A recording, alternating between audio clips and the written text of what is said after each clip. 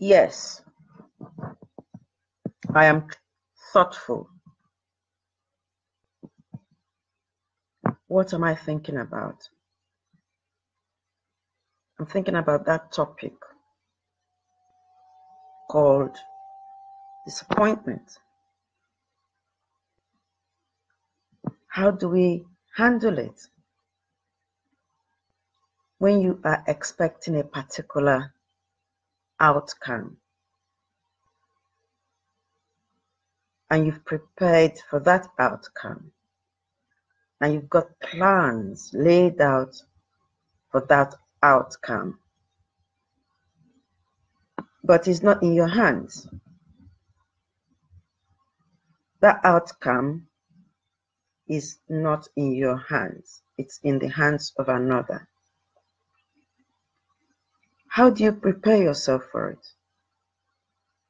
Take, for instance, you've been to a job interview, one that you really, really want.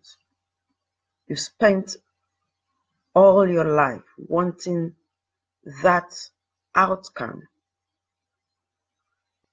You know the answer is going to come in a few days. What stories do you tell yourself? You know what's going to happen if it's the outcome you want. But what if it's not the outcome you want? You are a parent, for instance, and you have certain issues. You have been in care yourself. You were a product of care. Someone else raised you because your own parents weren't able to raise you. And a lot of things happened when you were in care.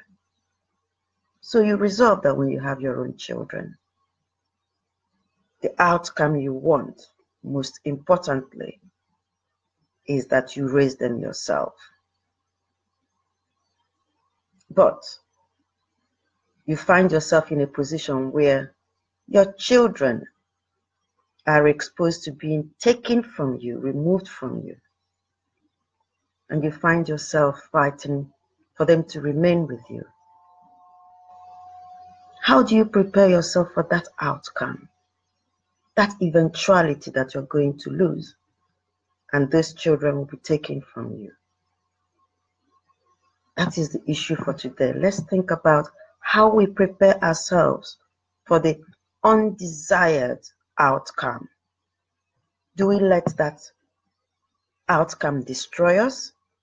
Do we have conversations with ourselves before that time? How do you handle undesired outcome before they happen?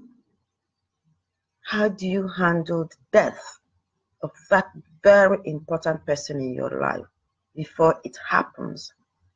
How do you handle yourself finding yourself in an unhealthy situation, in a terminal illness before it happens? These preparations are to be made before they happen. What conversations do we have with ourselves? That's what today's topic is talking about, the undesired outcome. So I'd like you to share your thoughts because I'm really thinking about it.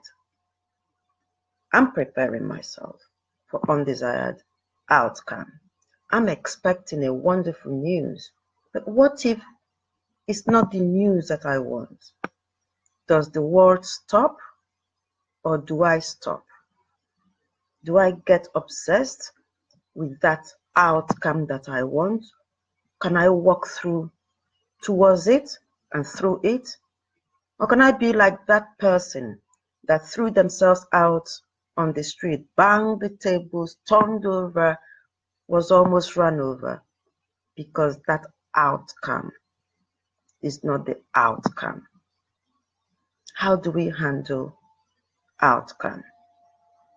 This is Touch Love Worldwide Broadcasting Service, transmitting from London, dealing with the unexpected that should be expected, the conversation that we should have before the outcome comes. How do we look after ourselves? It's not everything that we want in life that will happen as we want it at the time we want it. Sometimes when they happen, they are gateways to better things, but at the time they happen, we do not see through that. We always think that things must happen at the time we want them to happen and how we want them to happen. Can we look through and past? Can we be patient? Can we realize that things happen and sometimes there is nothing we can do about them? That we can be in the right, but the wrong will happen.